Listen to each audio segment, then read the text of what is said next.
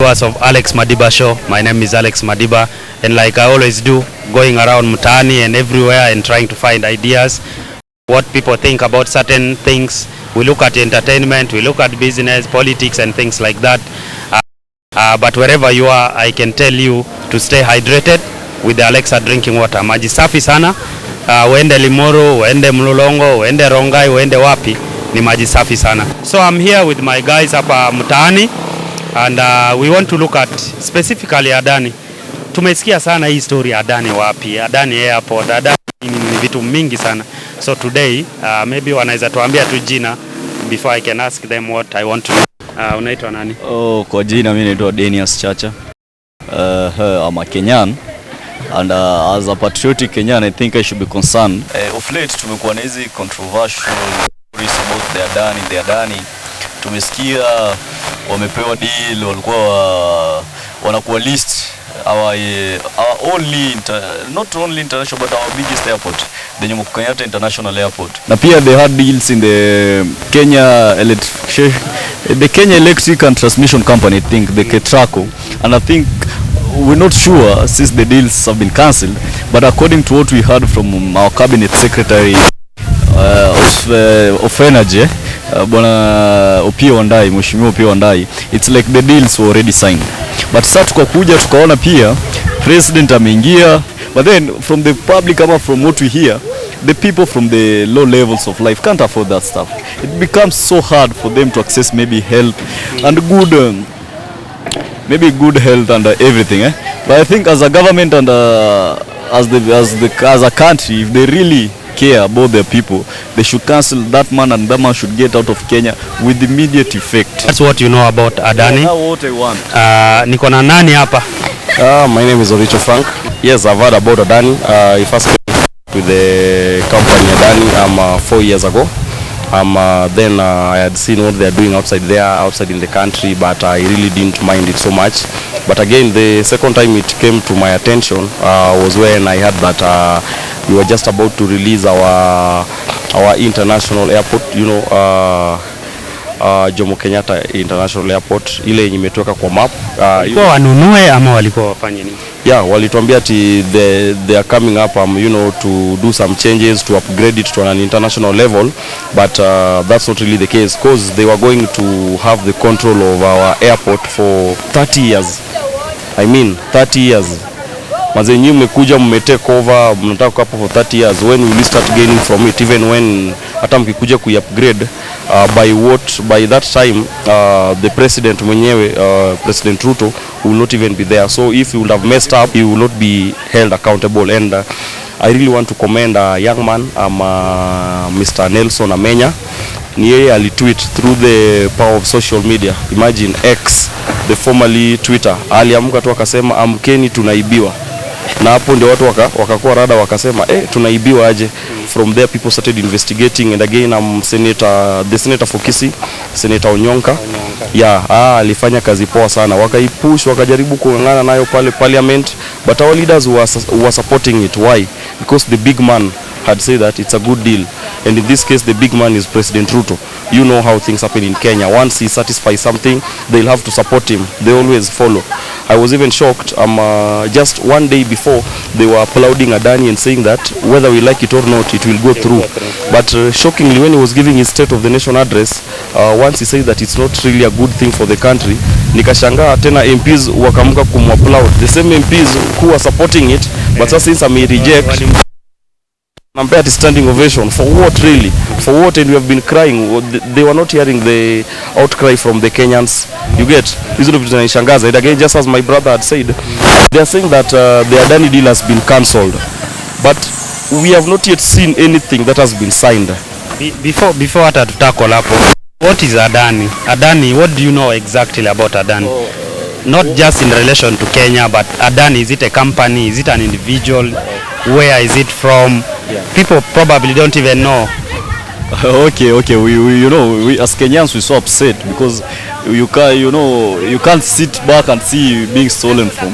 But the people, okay, what I know about Adani or what Adani is, I think Adani it's a company that was started by this man. Is called Gautam Adani from India back then in Was it 85 or 87? I think I'm forgetting. It has things we've seen what it has been doing. It started its expansions. I think currently it has done its stuff in 50 different countries worldwide, if I'm not wrong. So it's an international airport. The man is a wealthy man.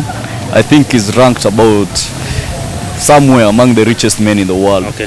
But then I think other than that, they've had so many controversial deals and so many bribery, and I think even the US, I think a week or some 2-3 days ago, they were banned, or they were found guilty of bribery. And what upsets me more, it's even the day that US banned them, accused them of bribery. Our CS Bwanopio and I still insisted that the deal go on. As Kenyans, I think we need to, our leaders need to have communication channels and know whatever is going to be told, because there's no way as a CS you'll say, you're the people advising the president, coming up to in public and saying that the deal is still going on. The same day in the evening, the president comes and cancels the deal. I think that's some naive stories that we shouldn't be discussing. Yeah. So that's what you know about Adani. That's what I know about it. Is there something you know about Adani? Just that it's an Indian company, and from what he has explained, these are a company, they majorly deal, they are businessmen. Yeah, they are not there for your well-being, but for their own well-being. Yeah, and it's a group of companies. It's not only one company, because they major, into energy, petroleum, matters, health, aerospace. They are all over, as in they don't mind, but they have just taken over. Yeah, they have come to take over, and actually I'm really glad that our president finally saw it.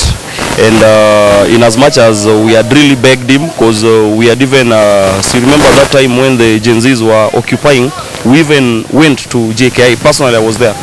You see, yeah, just to fight, to let them know that what was happening was wrong, but they still didn't listen to us. But because what I really feel, the Adani deal has been cancelled not because of the outcry of Kenyans, or not really because of the concerns that Kenyans had about what was going on, but because the United States of America cancelled it. That's really the reason why they cancelled it, not because Ruto cares about Kenyans. I don't really think President Ruto. So you mean the impact of Kenya trying to oppose Adani deal did not have anything positive, but alisikiza. Exactly, that is what I'm saying, because all our cries fell on deaf ears. He didn't really do nothing about it. But since when the United States started, the president really cancelled it because he knew that it was going to ruin his personal image. Ideally, not because us Kenyans, we respected the company coming to assess our activities over here. And again, what I'm still sure, I'm still seeing people holding offices. I've not seen anyone who has resigned. I've not seen anyone who has been sacked after supporting the Adani deal, and even going forward with it. I remember the former CS for roads, CS Bwana Kipchumba Murkomen. He was there. They're the ones who brought this thing. Yeah. Chirchir, the former one for energy. You see, right now everyone is throwing blame on Kinopio Wandai CS, but ideally those who are behind this deal, they are outside there and they're still holding on. So I'm still wondering, as a real country, let's not turn and be a banana republic. Yeah, a real honorable thing. Either they resign or they be sacked. Yeah, have to go home again. Bringing to us. Fortunately, with everything they had, the government was outside there, and shockingly, during this, remember even the deputy president, former deputy president, Bwana Rigathi Gachagua, he also condemned the Adani deal and said that, yeah, let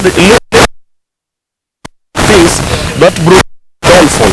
Yeah, him rejecting the Adani, he meant he had Kenya at heart. That's why he didn't want that deal to come through. But again, yeah, but finally, what I know that how I will agree that the Adani deal is no longer there. I expect to see signed forms and contracts cancelled. Yeah, for air and be made public. Let us see that they have really cancelled it, not by word of mouth. I think they should put all the processes that have been going on since this Adani and the stuff, because the stages, the way they went on, the way I think even there's some money Adani paid, and for them to be cancelled, the Kenyans to deposit. They have to refund the money. They need to show us, give us receipts. They have to refund the money. To let them make this process transparent. You know, there's no way you can give a person these controversial deals with very opaque processes, very opaque. No one knows, even our own leaders, our representatives, our MPs. I think personally, if I take my MP and ask him about how the deals were done, I really doubt if he'll answer me. Maybe they have no idea. Maybe they have no idea. They just applaud. President. It's like applauding a fish for swimming. But imagine the former Prime Minister, his Honorable Raila Odinga, came out recently and supported the Adani deal and told Kenyans that it's a very authentic deal and the company has been there and he knows it more. What do you think is the impact of this to his career as far as you know? That was a really bad move on his end, because he had already seen that. You see, Raila Amolo Odinga, he came in as the opposition, heading Azimio, right? But again, when he came out publicly to support the Adani deal, it means that President Ruto had a hand in it. He brought him in so that it can calm people down, right? And you see, again, I think he was compromised because of the position, the AUC chairperson that he is vying for right now, and we know that it's the country that can support him. But maybe if I can get a chance to advise him, I don't know if I can, but what he can really do is just, you know, continue standing with the people. We always believe in him to be the whistleblower, help us, you know, come out with all these things. But on that one, I think it was a very bad move. Right. Yeah, and that's why you can even see the anger that Kenyans are having. They're even supporting not our own former Prime Minister Raila Amolo Odinga, but now they're going with the other candidate. Yeah. Do you think this will affect his candidature in the AU election? Personally, I think some extent. You see, my friend, before we talked about the power of social media, I think about even the Adani, it came to attention through X, the Nelson Amenya that day. I think, and I'm a very active member on X. I've been seeing what Kenyans are tweeting, especially the young people. You know, social media has power. Let's not underestimate social media. And as we tweeting and doing these our social media stuffs, those are the leaders from the other states who are supposed to vote. You know, this is not about everyone who is voting. It's the states who are voting. They're also seeing this. They're also seeing what's going on in the country. I think they also question themselves and think, where would Africa be if Kenya is in that state and this man is doing this and that? Maybe it might affect his candidature in one way or the other. Do you feel worried that our leaders don't listen to us? As per the Adani deal, people came out, you know, strike, the demonstrations and things like that. The former DP also shouted about it, but eventually they kept on pushing, and finally, when US flagged them, that's when they were able to listen. Do you feel there is a gap between the citizens and their leaders in Kenya? Yes, there's a very big gap, and just as you asked, before I will say that I was feeling worried, but currently I'm happy because it's their goose that is being cooked. Yeah, their clock is ticking, and when the time finally comes, the election 2027, we'll be there. The day of reckoning is coming, and we will not forget. I will not forget, and I know my fellow Kenyans will not forget. And again, I think this is the right time to advise my fellow Kenyans that when we're electing leaders, let's try and, you know, elect accountability. Let's try and elect integrity. Let's try and elect, you know, honesty, and let's leave these things of sympathy and you know, popularity. People who have been there before. If they're mediocre leaders, let's do away with them so that we can have a better Kenya and people who really mind us, people who really care about Kenya. You know, Kenya is bigger than everyone. At the end of the day, we just have to choose Kenya, and Kenya comes first, always. Yeah. What was the relationship between Adani and was it Chief? And HIF or whatever? Sha. It's the new, I think, insurance model of the nation. I think they have something to do with it, though I'm not sure about it, but what I think they're the one invested in the new insurance stuff, and they're the one giving out the health insurance that used to be given by the NHIF. But then you think, I come to understand that it's very expensive. It's very, very expensive. In fact, even the most hospitals, they don't recommend it. So we wonder, man, in a country like this, where we ought to make health free, where we ought to make things work easy for Kenyans. Things are already hard. Then they come at this Adani deal, they're making Kenya a hard place to live in. Yeah, they're making us hate our own country, man. And that's so bad. That's so unpatriotic. Adani data centers and things like that were hand in elections to some extent, because if they have access to data centers, according to one of the reviews, you think that probably if this deal went through, they would still have an impact in the 2027 elections. Exactly, and we are now becoming so worried because we are wondering why the government was supporting it so much. Like the SHA deal, they were given almost 106 billion Kenyan shilling just to develop the new technology that is going to be used by the SHA, and I've not seen that yet cancelled, because for them they were already working. They already signed contracts. So if President William Ruto really meant that due to the credibility of the Adani group, I expect to see that the SHA also get cancelled, so that we can just work with our old ways. The NHIF was really working well. People have complained here and there. Those who are going for chemotherapy, people have suffered. They can't get services the way they expected to. Yeah, and that's so wrong. We are Kenyans. I mean, yeah, we deserve it. We deserve some decency from our politicians. Yeah, just a little bit of it, not even all, just a little bit, if they care at all. Yeah. What do you think is the role of social media? Because without social media, hatungejua hata hii Adani ama nini. By the way, watu ilikuwa kwa Twitter, sijui Facebook, nini. Even mobilizing people to go and demonstrate. I remember that long walk from sijui wapi airport and things like that. I think social media currently, man, it's a big thing. You see, in the past, maybe in the 90s, in the 80s, or rather, maybe even in the early 2000s, these maybe politicians or people used to thrive because the citizens were denied information, or they were not able to access information easily. But currently, what social media has done, it has put information public. Everyone, even your own kid, you can go home, you get perplexed, your kid knows much than you do, But then you see, that I think that's what has brought us, and I think as far as it might have some negative impact, but at large it has some good positive impacts that help us, because if it was not for social media, our country man could be tungefika 2027 tuwashangaa tuambua hata tuhame. Tuambua there's nothing in Kenya that you guys own. On the impact to the former Prime Minister Raila Odinga, in case agenda through in this AU, what do you think is going to be his fallback position, considering that alikuwa ame-endorse kampuni mbaya? Sasa hii citizens are angry. He cannot stand for presidency. He may not go through. And God forbid, I'm praying that he goes through. But if he doesn't, what are his options? Don't pray that way. Don't pray. Let the best candidate win.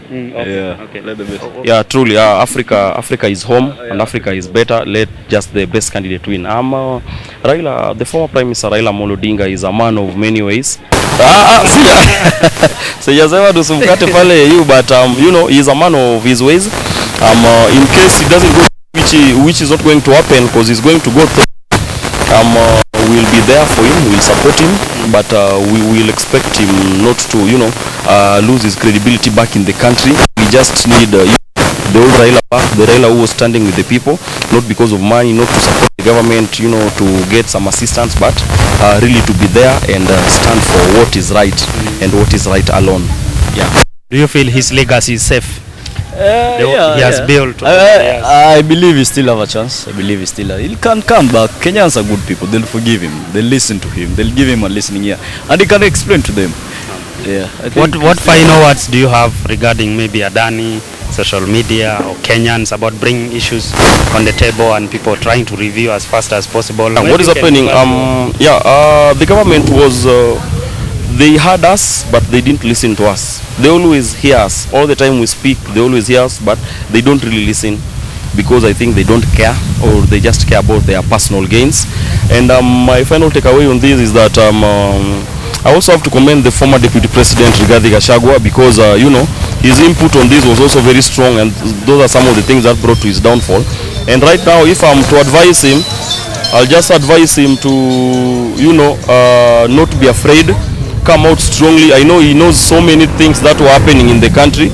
Let him release them. Since now he's outside, he has nothing to lose. He already lost the big seat. Let him now come out. If he's timid or afraid not to put it out there, he can come to through our ex. My ex outside there is Tribeless Man, KE. Let him reach out to me and I'll pump and I'll release all this information that we need. Let him come out with all the secrets, the bad things that were going on. People are watching you, maybe they follow you or something. Yeah. My social media accounts are Richo Frank all over all social media platforms except for X. X is a Tribeless Man because I'm Kenyan and we stand for Kenya. Yes, thank you, Frank. Okay, my final words about Adani is that Adani, from what we've seen, not only in Kenya, even in India, in other countries, in Sri Lanka, I've seen in so many countries, they are not good people. They are businessmen, as my friend said. And I was always a businessman where he doesn't make profits. He doesn't care, and he wouldn't want to be there. Because in business, profit is it might be monetary or non-monetary, but profit is the key of doing business. But then I think also social media, okay, Nelson Amenya did a good job. Our Senator Onyonka did a good job. Also the youth, and generally, okay, the Gen Zs and the Kenyans did a good job pale X. Wali push sana, wali reject sana Adani. And I think as a country and as our leaders, it's time our leaders wanachukua public participation very serious. Waliona, you can't tell me they wali assume too, but they saw what Kenyans wanted. They saw what Kenyans wished for in the Adani and the old stuff they have seen in the finance bill, in the stuffs like that, you know. Wasikize tu Kenya, wakuje tu ground, wasikize wa Kenya. Kenyans, man, I think we all Kenyans and Kenya is our business. No one would wish to live in Kenya where your child or even yourself, you wouldn't feel safe, you know. They are really true patriots of the country and they really care. They put Kenya before their personal interests. They should listen to the people.